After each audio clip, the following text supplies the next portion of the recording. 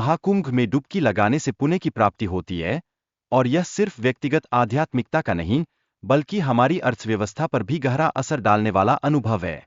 इस अवसर का महत्व आध्यात्मिक और सामाजिक दोनों दृष्टिकोण से अत्यंत महत्वपूर्ण है। क्या आप सोच सकते हैं, इस महापर्व में लाखों लोग एकत्र होकर किस तरह की ऊर्जा का संचार करते हैं? इस बार महाकुंभ की व्यवस्थाओं में कई महत्वपूर्ण सुधार लाए गए हैं। 1,60,000 टेंट और 30 नए पीपा पुल बनाकर श्रद्धालुओं के लिए एक सुविधाजनक अनुभव सुनिश्चित किया जाएगा। यह बदलाव न केवल सुविधाजनक है, बल्कि उन सभी श्रद्धालुओं के लिए सुरक्षा का भी वादा करते हैं जो इस दिव्य स्नान के लिए आते हैं। महाकुंभ में श्रद्धालुओं की सुविधा के लिए 400 किलोमीटर की टेम्परेरी रोड और 70,000 स्ट्रीट लाइट्स का खास प्रावधान किया गया है। ये इंतजाम सिर्फ नजरिए ही नहीं, बल्कि एक सुरक्षित और आकर्षक वातावरण तैयार करने के लिए है, जहां श्रद्धालु स्वतंत्रता से अपनी आस्था निभा सकें। क्या यह एक नया युग नहीं है, जहां श्रद्धालुओं का अनुभव प्राथमिकता पर है? इस बार 50,000 टॉयलेट बनाए गए हैं, ताकि श्रद्धालुओं को किसी भी प्रकार की दिक्कत न हो। इसके साथ ही 40,000 सफाई कर्मियों की विशेष व्यवस्था भी की गई है। अब यह चौंकाने वाला है कि बड़े आयोजनों में कैसे साफ सफाई को प्राथमिकता दी जाती है, और यह सब इन व्यवस्थाओं के बल पर ही संभव हो पाया है। प्रयागराज पहुंचने के लिए ट्रेन सबसे अच्छा माध्यम माना गया है, जहां कई शहरों से डायरेक्ट ट्रेनें उपलब्ध है। छोटे स्टेशनों को भी आधुनिक सुविधाओं से सजाया गया है।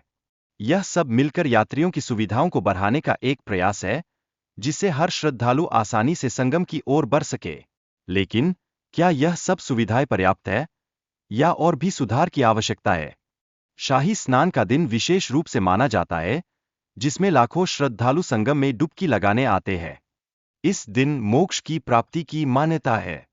आप सोचिए, जब करोड़ों लोग एक साथ एक ही स्थल पर पूजा पाठ करते हैं, तब क्या अद्भुत ऊर्जा का संचार नहीं होता? क्या यह एक अलौकिक अनुभव नहीं है?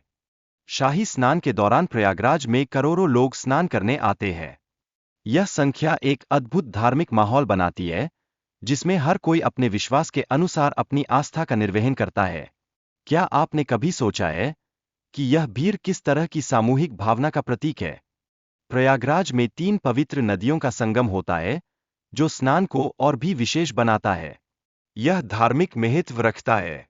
क्या यह अद्भुत नहीं है कि ये नदियां सदियों से श्रद्धालुओं की आराधना का केंद्र रही है? ऐसी जगहों का महत्व कभी कम नहीं होता। संत महात्माओं के दर्शन के लिए प्रयागराज में विभिन्न स्थान हैं, जहां श्रद्धालु संतों के साथ समय बिता सकते हैं। क्या आपने कभी सोचा है कि उनके अनुभवों में छिपा ज्ञान क्या हो सकता है? यह सदियों पुरानी परंपरा आज भी जीवित है। प्रयागराज में लगभग 200 होटल्स हैं, लेकिन उनके चार्जेस बहुत अधिक है। कई लोग लो बजट की व्यवस्था के लिए सरकारी विकल्प चुनते हैं। यह स्थिति दर्शाती है कि बड़े आयोजनों में आर्थिक प्रबंध कितने महत्वपूर्ण हैं। क्या आप इस पर विचार कर रहे हैं?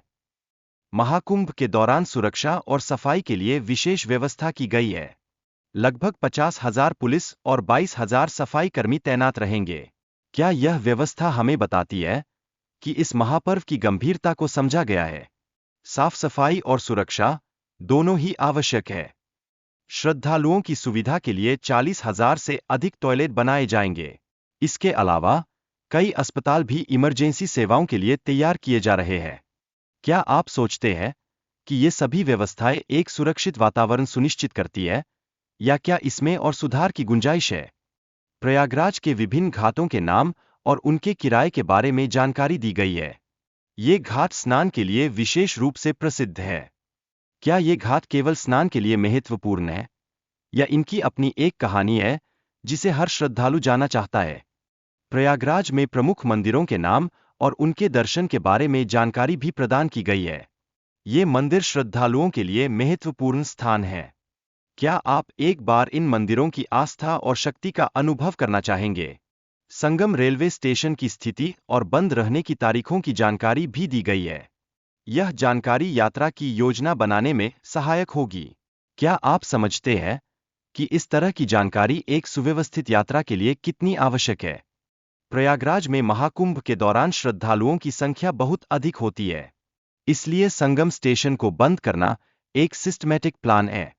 क्या यह कदम इस महाआयोजन की गंभीरता को दर्शाता है, या इसके पीछे अन्य कारण भी हो सकते हैं? संगम स्थल पर स्नान करने के लिए विशेष तैयारियां की गई है। इस दौरान श्रद्धालुओं को बेहतर अनुभव देने के लिए चलती फिरती कॉटेज भी बनाई गई है।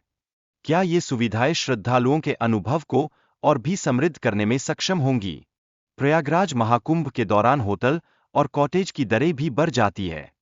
श्रद्धालुओं को इस बात का ध्यान रखना चाहिए कि चार्जेस सामान्य से अधिक होंगे। क्या आप तैयार हैं इस अद्भुत अनुभव का हिस्सा बनने के लिए, या आपकी जेब इस दरों को सहन कर पाएगी?